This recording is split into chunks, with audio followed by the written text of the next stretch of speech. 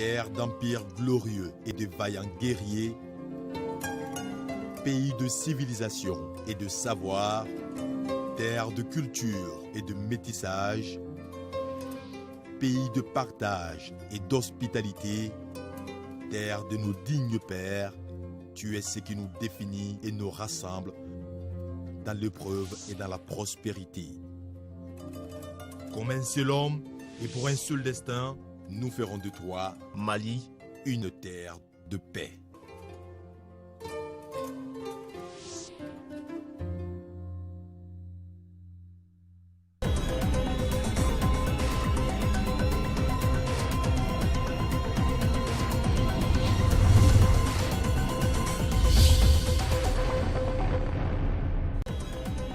Plus de 37 milliards de francs CFA alloués à 6 programmes de développement. Les contrats de financement ont été signés entre le Mali et l'Union européenne. Salimata Daou nous donnera les détails dans ce journal. Près de 5000 personnes ont battu le pavé ce matin. Une marche organisée par l'opposition politique. À l'arrivée des déclarations ont été lues par les principaux leaders de l'opposition. Aujourd'hui, 1er octobre, date anniversaire de création de l'armée malienne. Par devoir de mémoire, aujourd'hui à Kati, l'armée des terres a rassemblé les anciens et les actifs sous le signe de la cohésion nationale. Mesdames et messieurs, bonsoir à tous. Merci de votre présence. D'abord, nous avons ces messages de félicitations du président de la République adressés à son Excellence, le général Muhammadu Buhari, président de la République fédérale du Nigeria. À l'occasion de la commémoration de la fête nationale de votre pays, il m'est particulièrement agréable de vous adresser, ainsi qu'au peuple frère du Nigeria, au nom du peuple du Mali et à mon nom propre, mes très vives et chaleureuses félicitations. En cette heureuse circonstance, je voudrais vous réaffirmer ma ferme détermination à œuvrer de concert avec vous au raffermissement des excellentes relations d'amitié et de coopération existant si heureusement entre le Nigeria et le Mali. En vous souhaitant plein succès dans votre œuvre de construction nationale, je forme des vœux sincères pour votre bonheur personnel et pour la prospérité du peuple frère du Nigeria. Je vous prie d'agréer, Excellence et chers frères, l'assurance de ma très haute considération, signée Ibrahim Boubacar Keïta, président de la République. Et nous avons ce tout message de félicitations du président de la République adressé au président de la République populaire de Chine. Au moment où vous célébrez la fête nationale de votre pays, il m'est particulièrement agréable d'adresser à votre Excellence ainsi qu'au peuple de la République populaire de Chine, au nom du peuple du Mali et à mon nom propre, mes très vives et chaleureuses félicitations. Je saisis cette heureuse occasion pour saluer l'excellence des relations d'amitié et de fructueuse coopération qu'entretiennent nos deux pays et réitérer ma constante disponibilité et celle du gouvernement du Mali à œuvrer à leur renforcement au bénéfice de nos deux peuples. Je forme des vœux sincères de santé et de bonheur pour votre Excellence, de progrès et de prospérité croissante pour le peuple ami de Chine. Je vous prie d'agréer, Excellence, Monsieur le Président, les assurances de ma très haute considération signée Ibrahim Boubacar Keïta, président de la République. Un mot de la visite d'amitié du vice-président indien dans notre pays. En bon Djatigui, le Premier ministre Modibo Keïta a offert un dîner à toute la délégation indienne. Une façon de montrer d'une part le sens d'hospitalité du peuple malien et d'autre part remercier le vice-président indien pour les efforts consentis par son pays dans le cadre du maintien de la coopération existante. Fousseini Tounkara, reportage. La visite du vice-président indien au Mali a comblé toutes les... car il s'agissait non seulement de renforcer les liens relationnels entre les deux pays, mais aussi d'étudier les nouvelles possibilités de coopération. Ces dîners offerts par le chef du gouvernement malien à ses hôtes confirment donc que l'Inde et le Mali sont sur la même longueur d'onde en matière de coopération internationale. Au nom du président de la République, son Excellence Ibrahim Boubacar Keïta, et au nom du peuple malien, le Premier ministre a salué la délégation indienne pour cette marque de confiance à l'égard de notre pays. Le dîner offert à la délégation indienne a pris fin par des échanges de cadeaux entre l'épouse du vice-président indien et celle du Premier ministre malien. Il est important de signaler que la délégation indienne a savouré la cuisine malienne sous les notes de la Kora. L'épouse du vice-président indien a été particulièrement impressionnée par cet instrument de musique traditionnelle qui reste encore un signe fort de l'hospitalité malienne. Et en tout, le vice-président indien a passé dans notre pays 48 heures bien remplies en fin de séjour. Donc, il a été accompagné à l'aéroport par le Premier ministre Modibo Keïta, des membres du gouvernement et plusieurs autres personnalités. C'est hier soir qu'il a quitté Bamako pour mourir. Le vice-président indien en vacances pour New Delhi, accompagné par l'épouse du Premier ministre et membre du gouvernement hier soir à l'aéroport.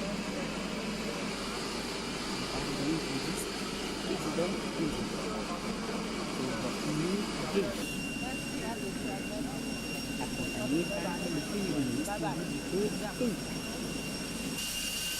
Hier soir donc à l'aéroport international Modibo Keïta. Le vice-président indien qui a passé 48 heures au Mali. À présent, ce chiffre.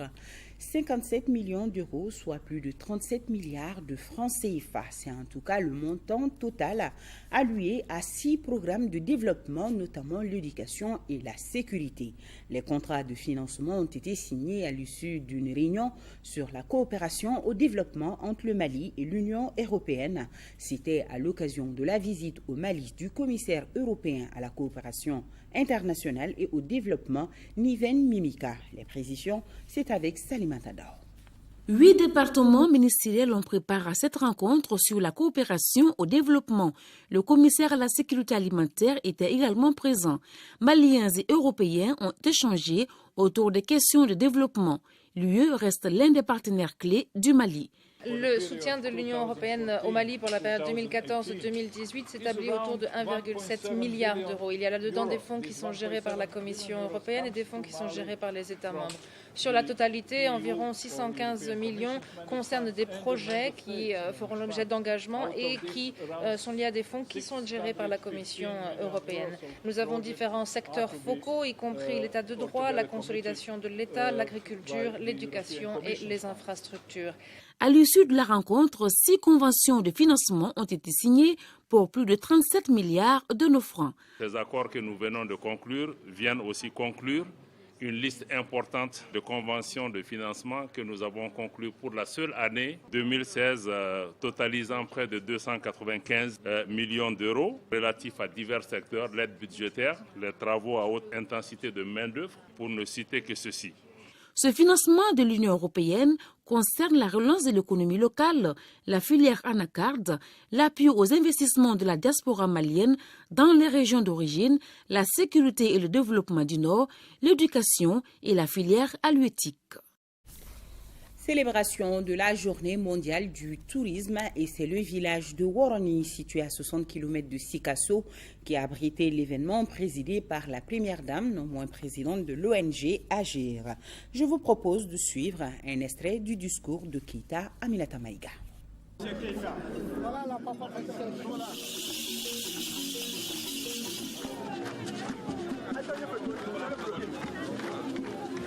La journée mondiale du tourisme est une grande opportunité pour fêter le tourisme pour tout l'intérêt qu'il présente d'un point de vue social, culturel, politique et économique. Le thème national retenu cette année pour commémorer la journée mondiale du tourisme, les potentialités du développement de l'écotourisme dans la région de Sikasso est très pertinent.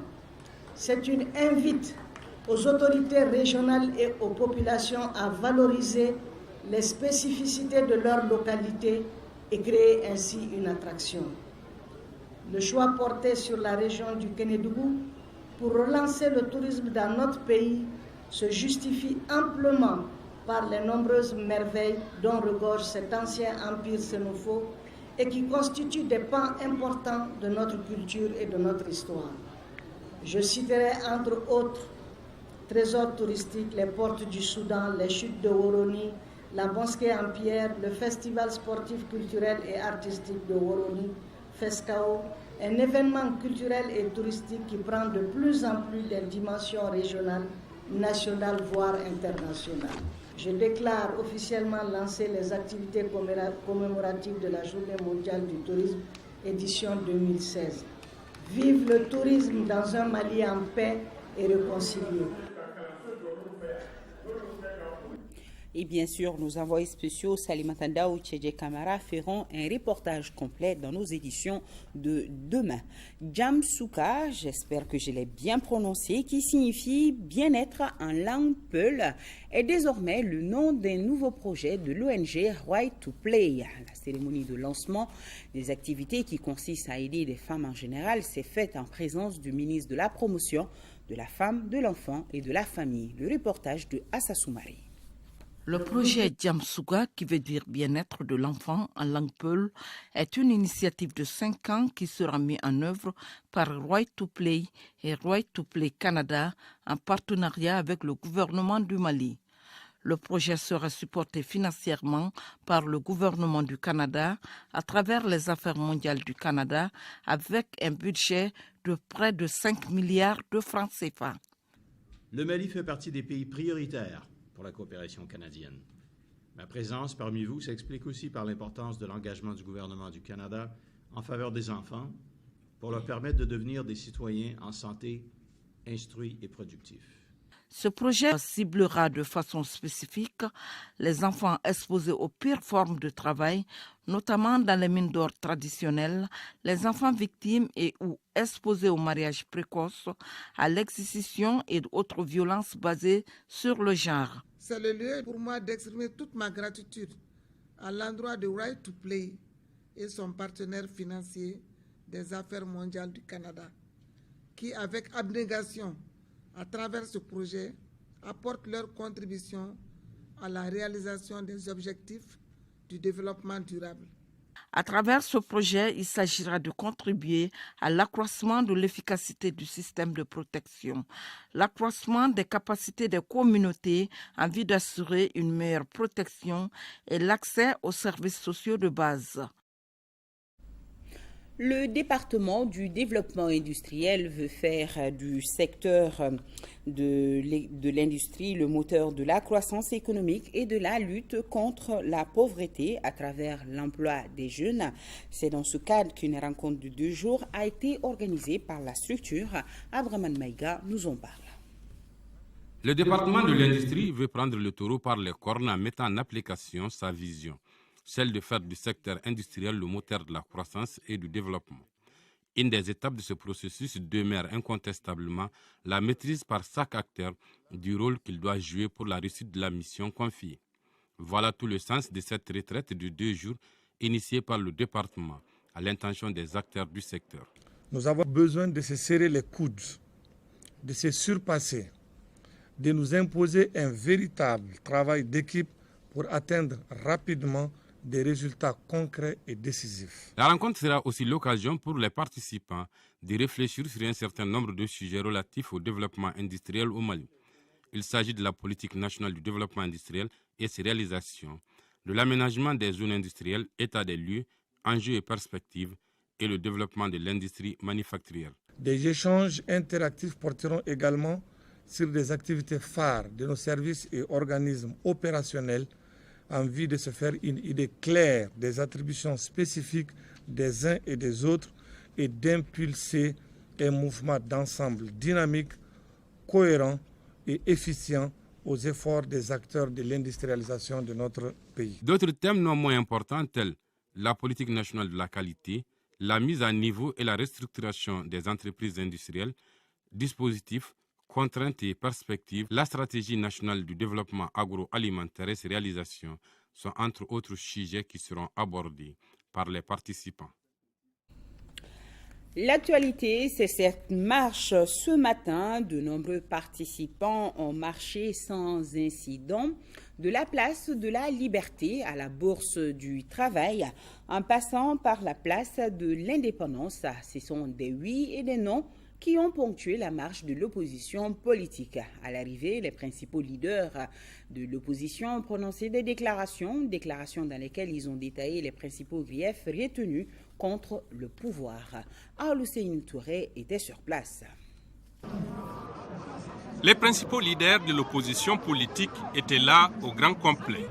Leur cible, le gouvernement auquel ils reprochent un certain nombre de manquements et d'abus. Des griefs qui pouvaient expliquer le slogan « ça ne va pas », tonné du début à la fin de la marche. Nous demandons des concertations nationales parce qu'il est temps, il est bien temps que des actions soient prises pour débloquer ce pays qui est bloqué depuis bientôt 3 ans. Rien ne se fait, rien ne se règle. Un accord de paix signé, il est inapplicable. L'insécurité continue dans tous les pays. Le centre nous échappe, le nord nous échappe. Et les Maliens ne savent pas où ils vont. La sauvegarde de la République, les principes républicains, démocratiques, c'est ça l'essentiel. Et il faut un véritable dialogue national qui soit refondateur. Quand on a une crise de cette nature-là, il faut qu'on se reparle, qu'on refonde, qu'on retisse notre nation, qu'on puisse rebâtir l'État, en faire un État juste, un État fort, un État solide. Un État capable de protéger tous les Maliens où qu'ils soient sur le territoire et capable de répondre à ses responsabilités internationales. À l'ORTM, on reproche une certaine censure. Mais l'ORTM, c'est la censure. Le débat public, c'est ce dont les Maliens ont besoin. Et c'est pour ça que nous disons qu'il faut libérer l'ORTM. Je vous repose la même question. C'était la même gestion. L'opposition n'était pas traitée au même... Je suis désolé. Nous avons une opposition et c'est moi-même qui ai déclaré à l'Assemblée que je saluais l'opposition.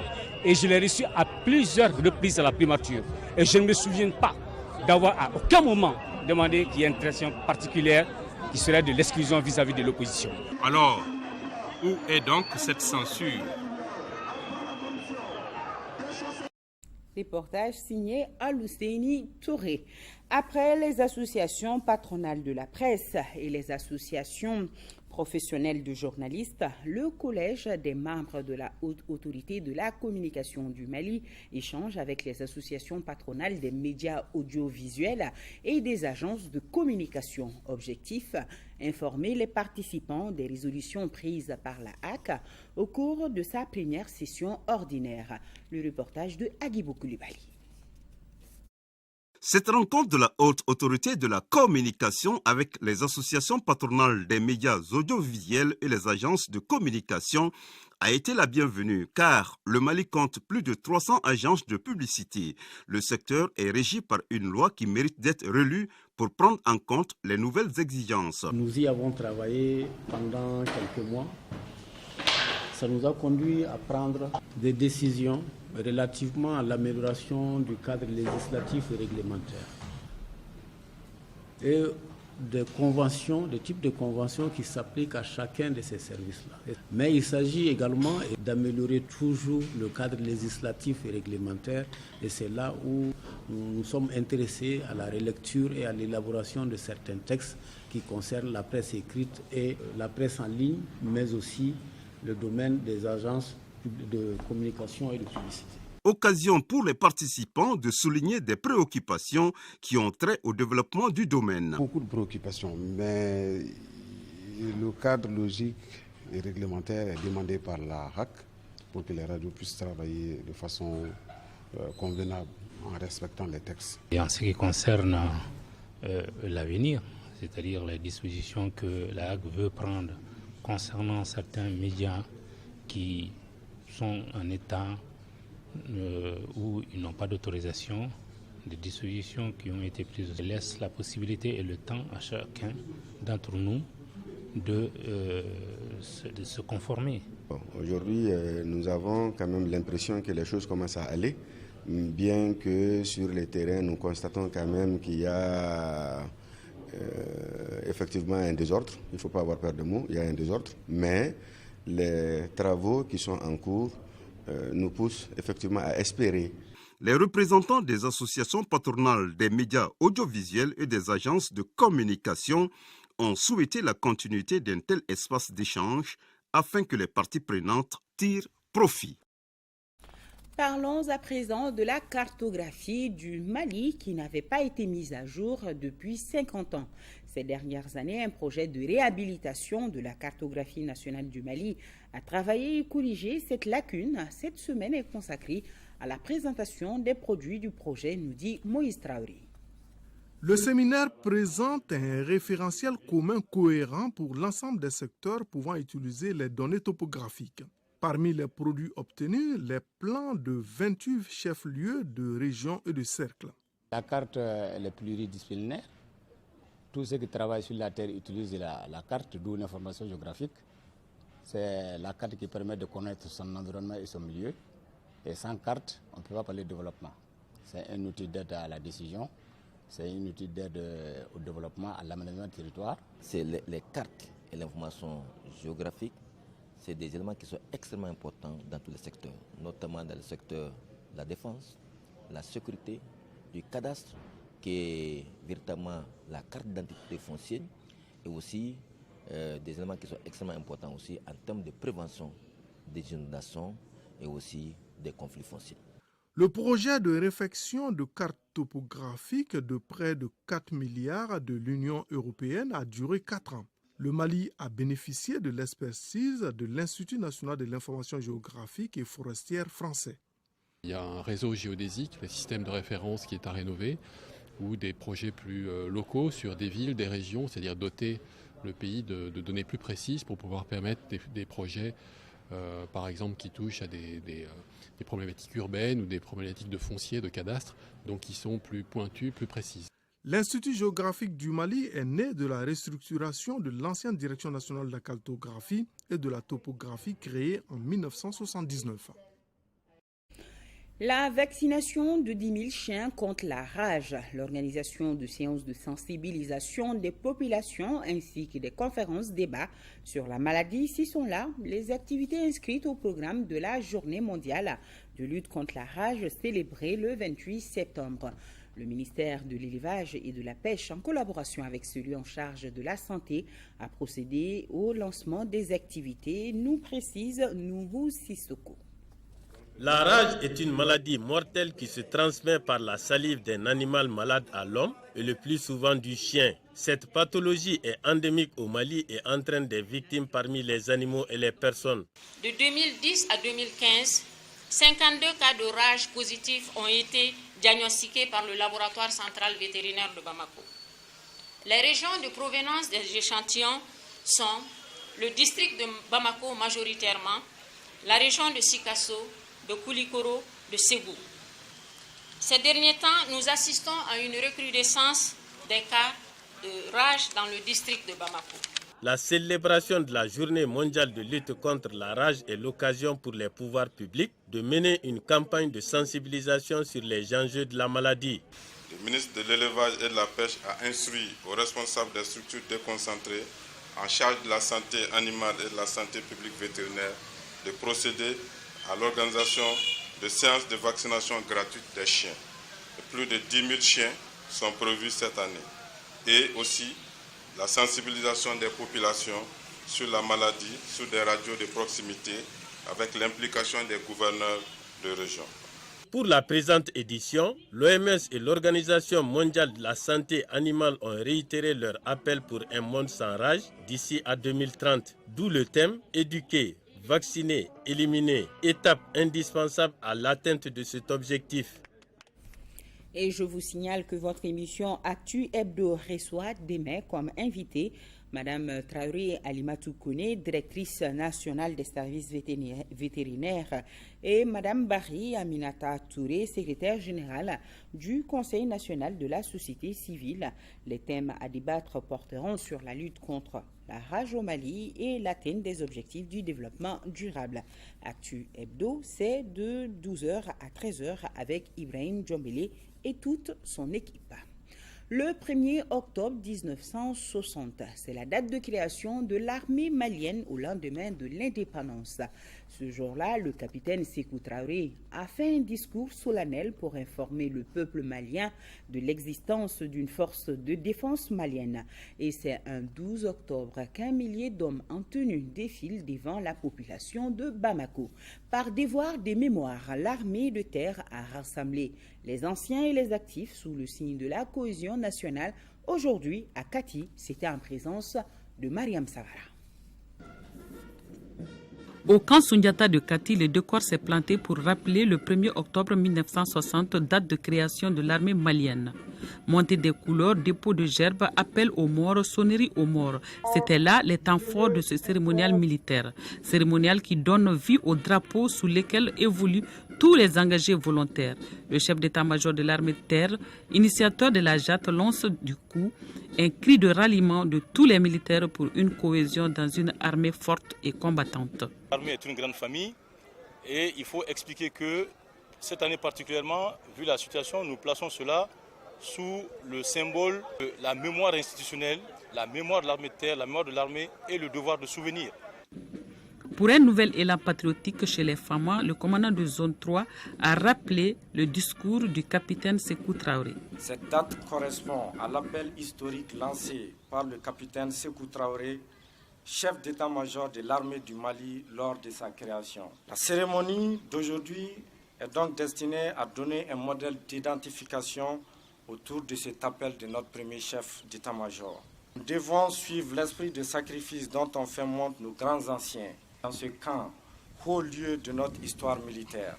La nouvelle vision du colonel-major Abdraman Babi, c'est de réveiller l'esprit de cohésion, de sacrifice et de dévouement entre les armes pour un peuple rassuré et sécurisé. D'ailleurs, un des axes majeurs de notre stratégie d'approche, c'est bien évidemment le renforcement de la confiance et de la cohésion entre les militaires de l'armée de terre et au sein des forces armées en général. C'est ce cadre-là que nous avons décidé de célébrer effectivement le 1er octobre comme étant la journée de l'armée de terre que nous appelons la JAT. Et elle est célébrée en même temps dans toutes les garnisons de l'armée de terre. Le chef d'état-major de l'armée de terre entend mettre de l'ordre dans les rangs. Fruit de l'armée malienne, française et américaine, le colonel-major Babi compte remettre l'armée de terre sur pied tout en restaurant une armée d'antan. La garde nationale du Mali a un nouveau chef d'état-major. Il s'agit du colonel Koné qui a pris fonction il y a 10 jours.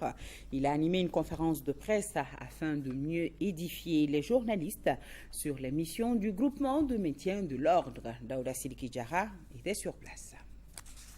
Pour sa première rencontre avec les médias, le nouveau chef d'état-major de la garde nationale s'est focalisé sur les missions et les performances du groupement du maintien de l'ordre, un groupement qui évolue au sein de ce corps le plus décentralisé des forces de défense. Les jumeaux est un maillon essentiel du dispositif de sécurité de la capitale. Nous savons que ça c'est une mission pérenne, c'est à tout moment que cette mission se présente à nous.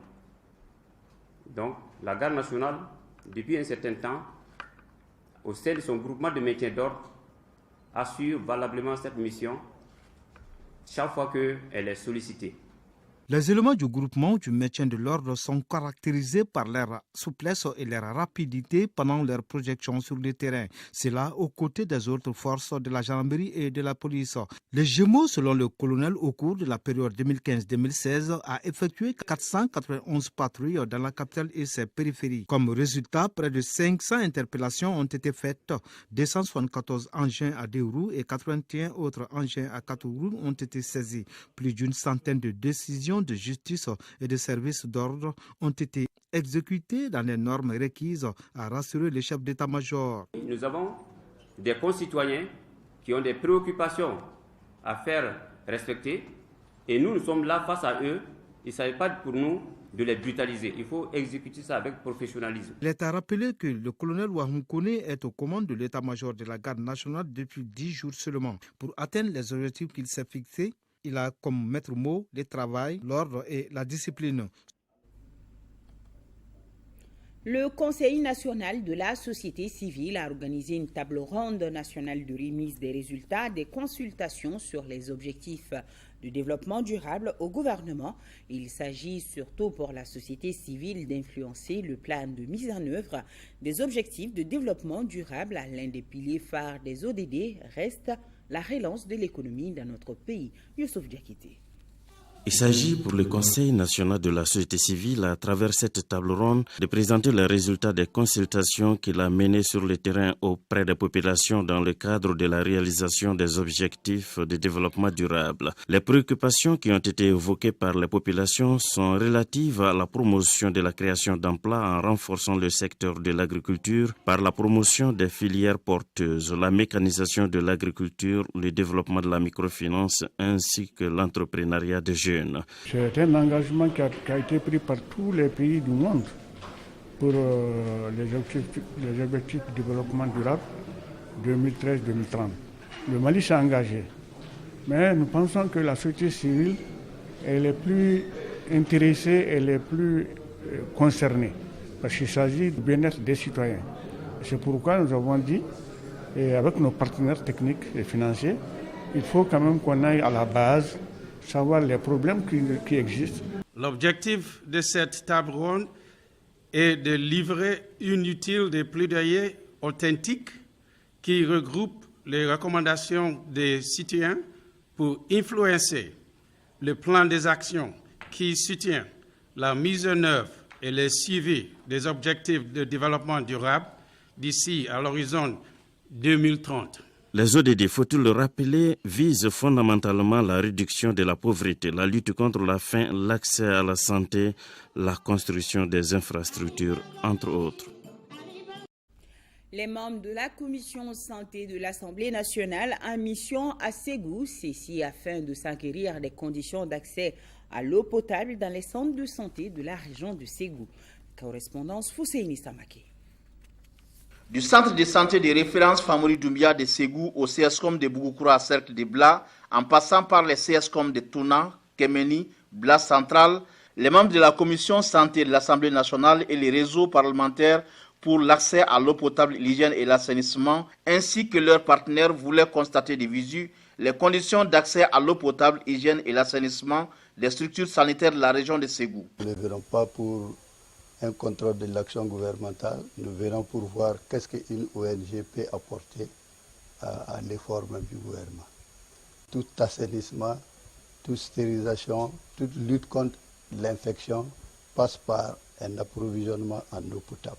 Il n'y a pas de point d'eau potable, la gestion devient un danger, non seulement pour les patients, les malades, mais aussi pour le personnel.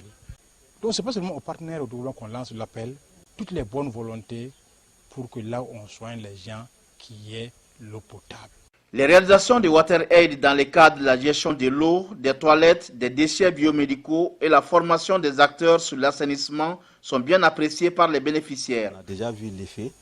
Ça réduit beaucoup d'infections, non seulement opportunistes, et des fièvres typhoïdes aussi. Parce que nous avons fait des sensibilisations donc, par rapport au bon usage des matériels que nous avons reçus. Les responsables du projet Watch Santé de WaterAid et les bénéficiaires ont également échangé sur les conduites à tenir pour l'amélioration de l'accès à l'eau potable, hygiène et assainissement qui constituent les bases de la santé des populations. Rentrée politique à Goundam, région de Tombouctou, du parti politique APR, l'Alliance pour la République. Son président, Oumar Ibrahim Touré, se donne pour objectif 2000 conseillers aux sorties des élections communales prochaines. Et Attendina nous en dit plus. C'est par l'hymne du parti Alliance pour la République, APR, que le ton a été donné à Goundam dans la région de Tombouctou. Le président du parti, accompagné d'une forte délégation venue de Bamako, est venu s'enquérir de la vie politique des structures à Diré, tout comme à Goundam. Cette rentrée politique a été couplée à la mise en place des structures des localités citées.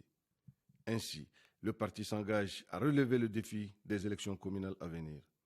Aujourd'hui, dans les secteurs de Goundam et de Diré, le parti est fortement implanté. Nous pensons que l'objectif qu'on s'est fixé, qui est d'avoir 2000 conseillers au sortir de ces élections, Goundam et Diré peuvent jouer un rôle extrêmement important. Nous avons décliné également notre stratégie électorale. Qui est axée non seulement sur les objectifs que nous envisageons, en tout cas pour le parti de façon globale, mais également pour les localités respectives. Nous sommes heureuses de la mise en place de la section ici à Goundam. Les 16 sous-sections se sont retrouvées, eux, dans le consensus total. Le bureau a été mis en place. Nous nous engageons également à relever les défis de ces élections à venir.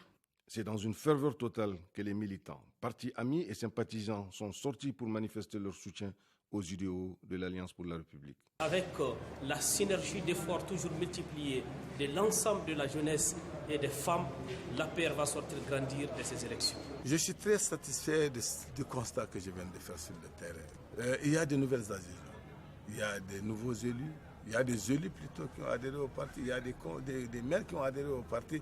Les femmes, tout comme les jeunes du parti, dans leur message, ont salué le président de la République pour la confiance placée à leurs frères et à la tête de la sécurité alimentaire.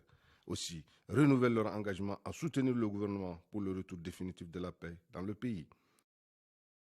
Un rectificatif dans ce journal, selon les données officielles recueillies auprès de la police, la marche de l'opposition a réuni 400 personnes au départ et près de 1000 personnes à l'arrivée. Toutes nos excuses donc pour le premier chiffre que nous avons communiqué. Après Rabt à Bamako, le Centre national de la cinématographie du Mali, CNCM, sort un nouveau film inspiré du roman Les Cure-dents de Tombouctou du docteur Ndo Cissé, et c'est Cheikh Oumar Sangaré qui nous en parle.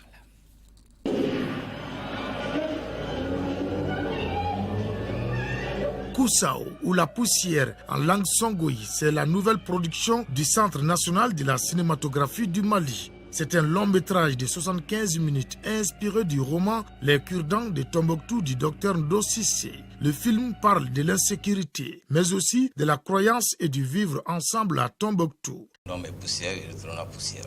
Donc c'est le problème qui se pose aux hommes durant leur existence. C'est le problème de perte de l'être cher. C'est les pressions sociales, c'est les convictions politiques, les convictions religieuses. Koussao, c'est la tradition de la disponibilité des compétences locales dans le domaine du cinéma. Plateau de tournage, montage, étalonnage et effets spéciaux, tout est l'œuvre des Maliens. Cependant, en dépit des moyens humains et techniques, le CNCM ne produit qu'un film tous les 2 ans. Comme tout le secteur aujourd'hui, nous avons besoin d'être soutenus parce que le cinéma vraiment est très cher. Depuis 1998, l'État a créé le fonds d'aide à l'industrie cinématographique, mais jusqu'à aujourd'hui, l'État n'a pas alimenté ce fonds. Nous souhaitons réellement que l'État alimente ce fonds, c'est primordial. Le film Koussao a été tourné à Tombouctou et à Gao entre octobre et novembre 2015. Il doit être projeté en avant-première le 20 octobre prochain au cinéma Babemba. Le film sera également présenté en compétition lors du prochain FESPACO. Mon fils, c'est bien mon père. Il ne peut pas venir. En troisième région, renforce les capacités des femmes en vue de leur participation active aux prises de décisions politiques et communautaires. C'est à la faveur du projet Coaching des femmes aux instances de prise de décisions politiques et communautaires. Moustapha Doumbia. Le projet Coaching des femmes aux instances de prise de décision politique et communautaire est un projet de 10 mois financé par le Bureau de la coopération suisse au Mali à un peu plus de 32 millions de francs CFA. Il vise à renforcer les capacités de 100 femmes leaders par des formations en leadership, en stratégie de communication et en technique de négociation. Son lancement est couplé à celui de la loi 2015-052 du 18 décembre 2015 instituant des mesures pour promouvoir les genres dans l'accès aux fonctions nominatives et électives. Il y a une complémentarité entre les deux. Pour ce qui concerne la loi, vous savez, la loi a été promulguée le 18 décembre 2015 et il s'agit maintenant, à la veille des nouvelles élections locales qui ont lieu, de faire en sorte que cette loi soit respectée. Le projet Coaching des femmes aux instances de prise de décision politiques et communautaires sera exécuté par la Direction régionale de la promotion de la femme, de l'enfant et de la famille.